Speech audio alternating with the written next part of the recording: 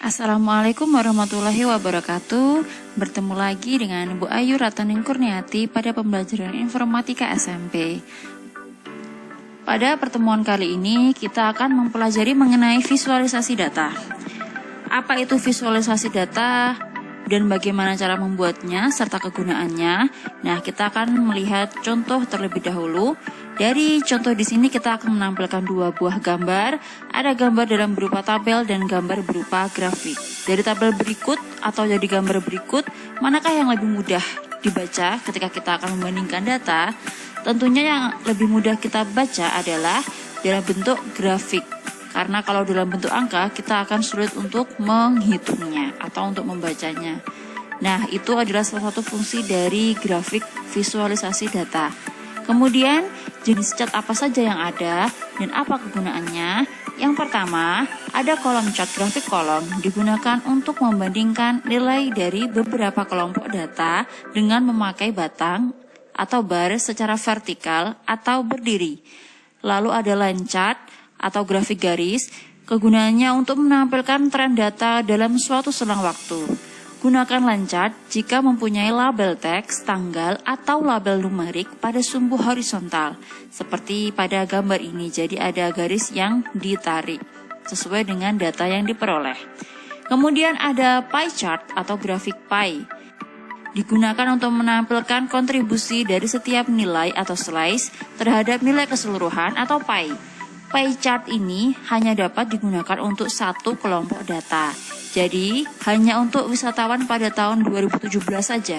Kita tidak bisa menggunakan pie chart untuk data yang lainnya. Kemudian ada bar chart atau grafik batang, hampir sama dengan kolom chart, tapi batangnya memanjang dalam versi horizontal atau tidur. Jadi grafik batangnya memanjang. Dan yang terakhir adalah area chart. Line chart dengan area di bawah garis yang diisi dengan warna.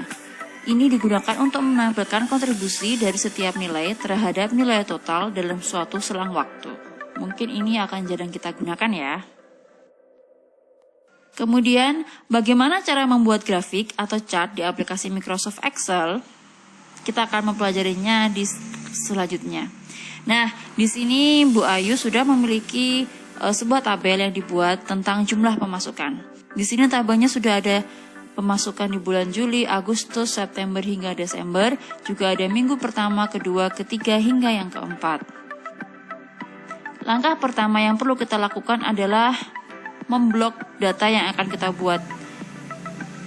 Kita buat grafik, kemudian kita pilih recommend di bagian insert, recommended. Di situ nanti akan ada beberapa tampilan-tampilan grafik yang bisa kita gunakan. Kita pilih sesuai dengan yang kita inginkan saja ya. Di sini kita bisa memilih all chart, kemudian kita pilih chart yang sesuai dengan keinginan kita. Nah, setelah itu chart akan muncul di tabel Microsoft Excel kita. Kita bisa mengatur dengan memindahkannya sesuai dengan keinginan. Misalnya kita taruh di sebelah kanan. Kemudian kita juga bisa mengganti judulnya di bagian chart title. Kita juga bisa menambahkan elemen-elemen lainnya. Misal kita menambahkan data tabel agar angkanya terlihat. Kemudian kita berikan tabel agar semuanya data bisa terlihat sesuai dengan tabel. Kemudian kita juga bisa menambahkan yang lainnya. Selain itu, kita juga bisa merubah style dari grafik yang kita buat. Misalnya mau dibuat dengan style bergaris-garis seperti ini, atau style yang backgroundnya ada garisnya agar lebih mudah dibaca, kita juga bisa menggunakannya. Selain itu, kita juga bisa mengganti colornya atau warna.